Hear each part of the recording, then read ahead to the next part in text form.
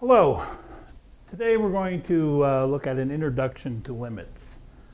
And in a general sense, a limit is kind of a predictor of what looks like is going to occur in terms of a limit with a function. It looks like something is going to happen. That doesn't necessarily mean that it does happen. It means that based on all evidence, it looks like a certain result is going to occur, and that's kind of what happens with a limit. And one of the ways we can introduce the concept of limit is through the idea of the slope of a curve. And so I'm going to introduce the concept by considering the slope of a curve at a point P on the curve. Now, first off, everything in mathematics, you probably hear me say this a bunch of times throughout the term here, but everything in mathematics, when we do something new, it has to be built off of what we have in the past. So everything, even though it's somewhat new, it's also somewhat old at the same time. And we extend ideas that we had previously to cover new concepts. That's always the way mathematics is done. So that when we revert back to what we previously had, we have to get the results that we previously had. You can't extend something in a way that isn't consistent with what we already have.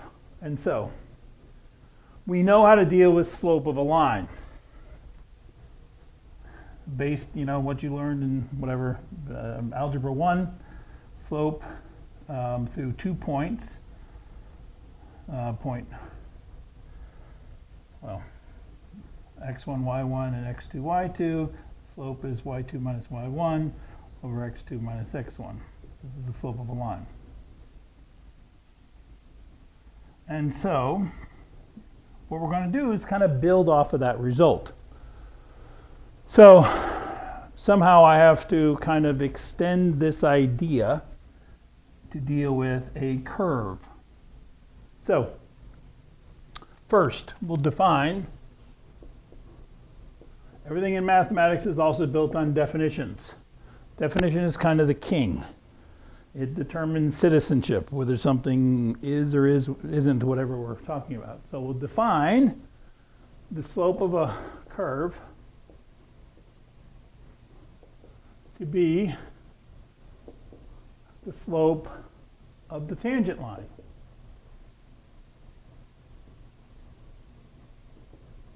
To the curve at the point. Slope of the curve, I should say, at point P, to be the slope of the tangent line to the curve at P. So whatever that kind of means, we have kind of an intuitive idea of what that is. It would look something like the slope of this line here. Although this is not precise, we kind of have to figure out what we're going to do with this before we can actually make this concept more precise. So we'll get back to that. But there's still an issue. I know how to deal with slopes of lines, and so we've taken something I didn't know how to deal with at all and made it into something that I do know how to deal with. However, basically when we talk about tangent lines, we know one point. It's kind of, in a rough way speaking here, the line that goes through a single point, even though that's not technically true necessarily. But all we know is the point that it actually just hits on that curve. We know no other points. That's the important part. So somehow we have to deal with that. And so what we can do is we will approximate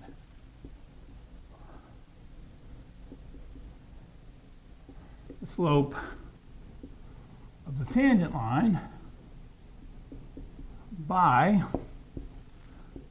the slope of a secant line through point P and a different point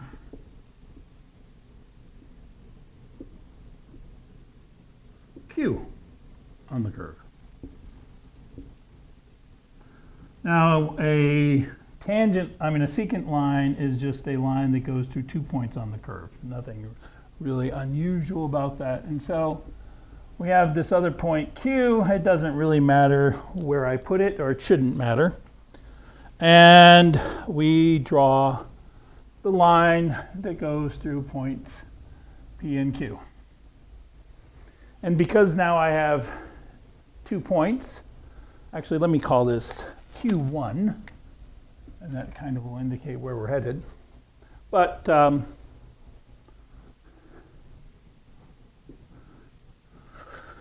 since I have 2 points, 2 different points, I can actually calculate this slope using the slope formula that I have boxed in here, and we can calculate that and everything is fine. Now, fine in some respect in that we have a value, but this is not very good approximation for that other line.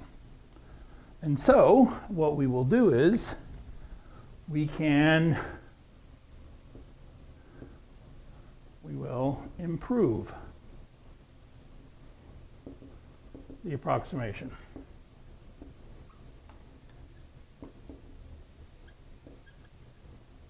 And we'll pick a point Q2, closer to P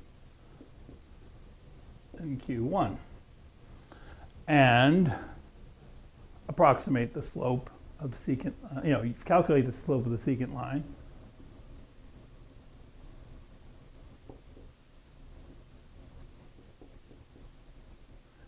Through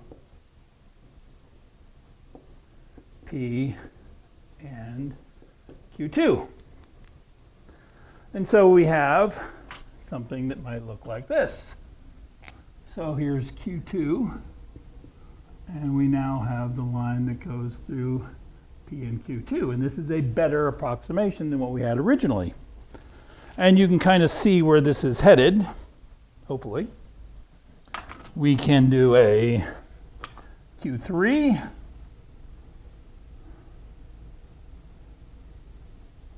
and a Q4. This is getting a little tight to draw. You get the idea. Oh, well, I should mess that up a little bit, but you get the idea. And notice each time I'm getting a better and better approximation. And calculationally, we can figure this out. Now, the problem with doing this calculationally, I didn't put in my actual values here. We had Q3 and Q4, and we can keep getting closer and closer and closer. It doesn't matter which side I go on or shouldn't, and do this as many times as we want. The problem with actually doing numbers this way is that it's not very precise. There's no way to actually know if we're getting what we should be, because the numbers are, in a table of values, it's hard to know the exact value. And so we really don't want to do this in a table like this. In fact, we won't. We'll actually use algebra. We'll do this process, but kind of through algebra instead. So I'm going to erase what I just did here, because that's kind of the process that we're going to use. But I want to keep this picture in that for the moment, even though I'm going to do something different. Let's consider a specific example, the slope of y equals x squared at x equal 2. And so we have, in this case, I'll draw my picture, basic parabola. This is the specific point I care about, the point 2, P being when x is 2, so that would be the point 2, 4. That's my specific point that I care about. Okay?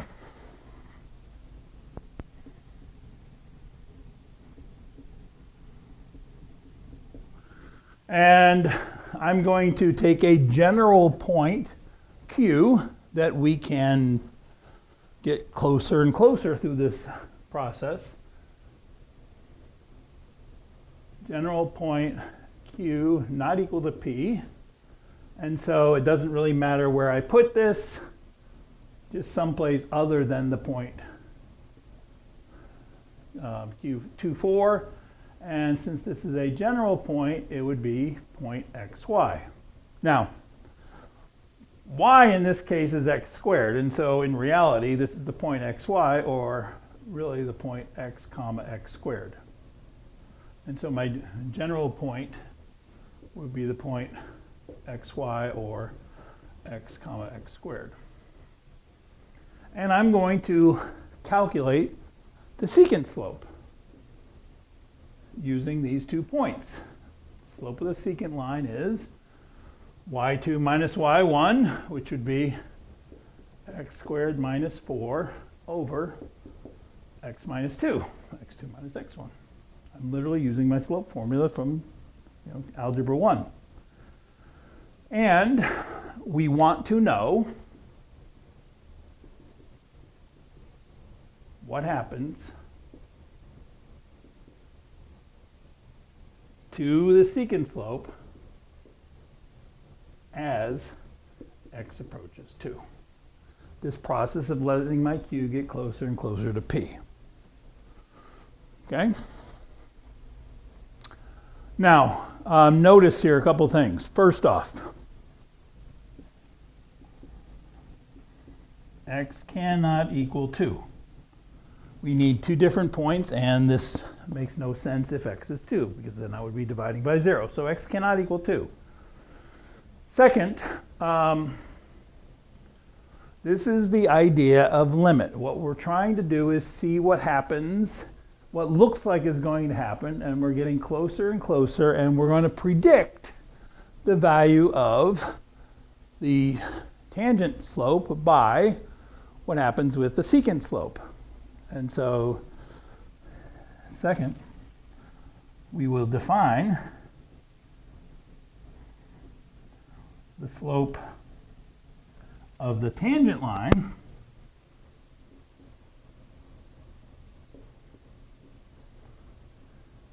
at P to be the value, if it exists,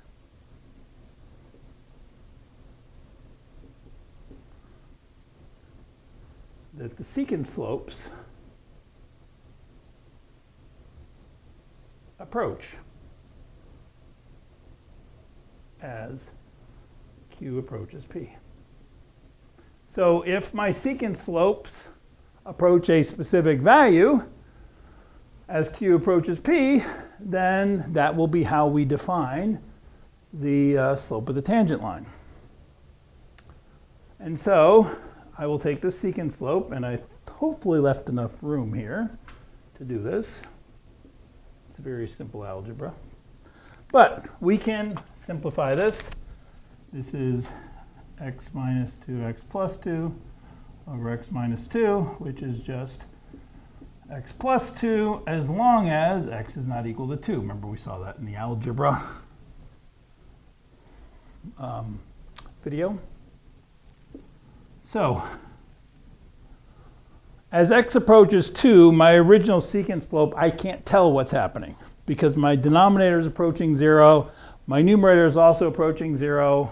There's no way to know what the overall fraction is approaching. That's actually called indeterminate. But through algebra, I can simplify this and write it as x plus 2, as long as x is not equal to 2. And so now,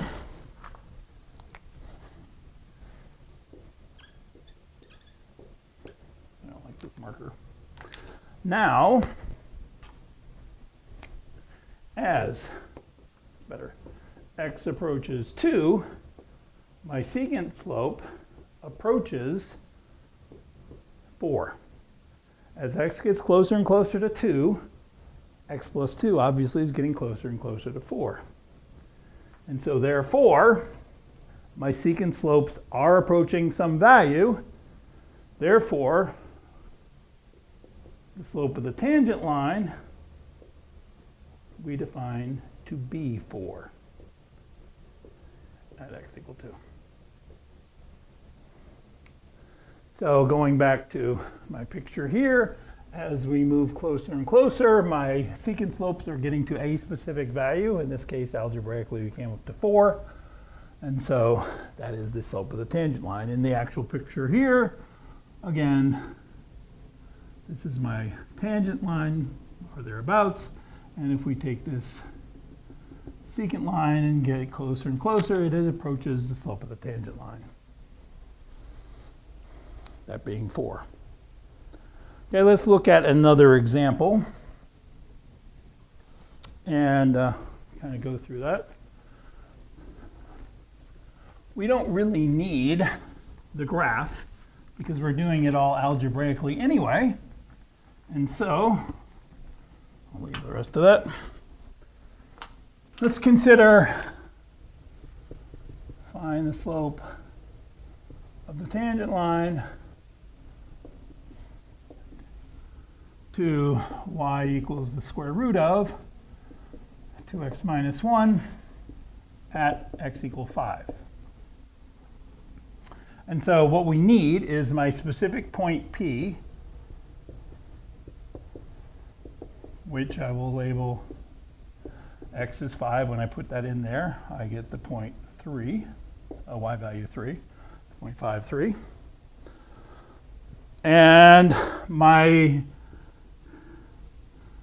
general point Q, another point on the curve, would be x comma the square root of 2x minus 1 as long as x is not equal to 5. I don't need parentheses here. And we will calculate our secant slope, just like before. This is going to be y2 minus y1 over x2 minus x1. And again, we want to know what happens as x approaches 5. We're looking for what's ultimately going to be the limit as x approaches 5. What looks like happens to this secant slope? Again, the limit is kind of a predictor. What would we predict this is going to occur, what we're going to get? Now notice, again, my denominator is approaching 0. X can't equal 5. But my numerator is also approaching 0, and so we get this fraction that is indeterminate. I don't know what the value is going to be, what it's actually going to approach. To figure that out, we have to do some algebra. And so the algebra that I'm going to do this time is something that you learned in algebra class. We're going to multiply by the conjugate. In this case, conjugate of the numerator. Oops.